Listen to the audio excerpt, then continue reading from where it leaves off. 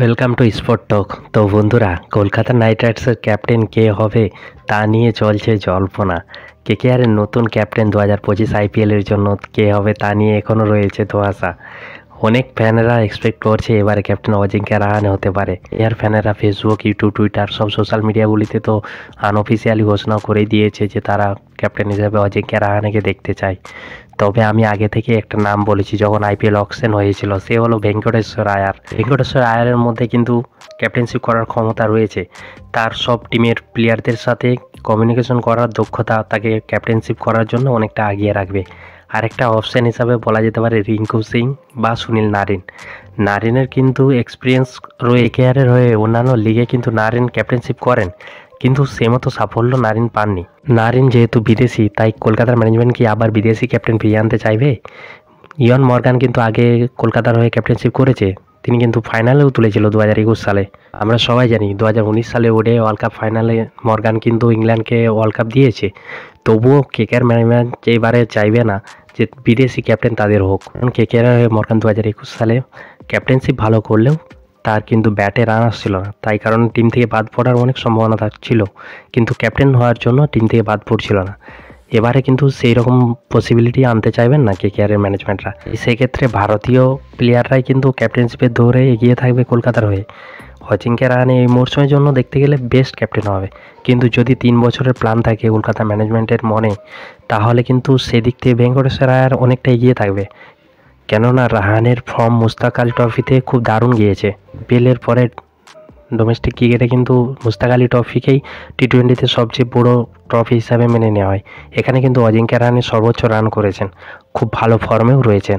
সেক্ষেত্রে কিন্তু অজিঙ্ক্য রাহানের অনেকটা চান্স প্রবাবিলিটি রয়েছে। অজিঙ্ক্য রাহানের প্রবলেমটা হলো তিনি ভালো ফর্মে রয়েছেন মুস্তাক আলীতে, কিন্তু আইপিএলে ভালো ফর্মে নাও থাকতে পারে।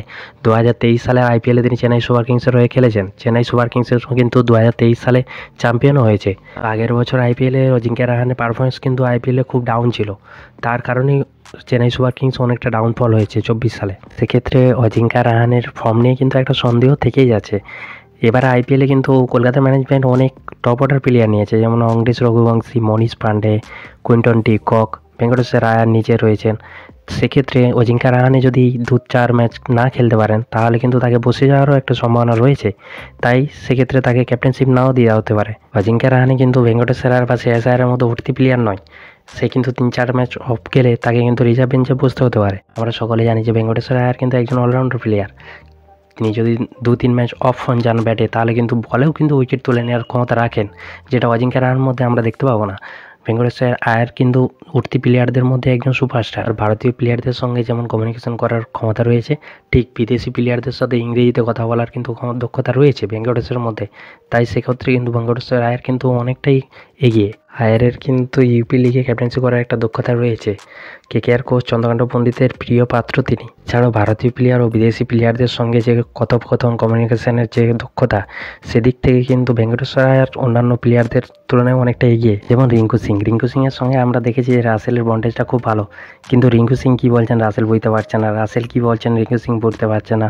রিঙ্কু সিংয়ের ইংরেজিটা একটু প্রবলেম রয়েছে, সেটা আমরা সকলে জানি। তাই বিদেশি প্লেয়ারদের সঙ্গে কমিউনিকেশনের ক্ষেত্রে রিঙ্কু সিংয়ের চেয়ে বেটার কিন্তু ভেঙ্কটেশ্বর আয়ার হবে।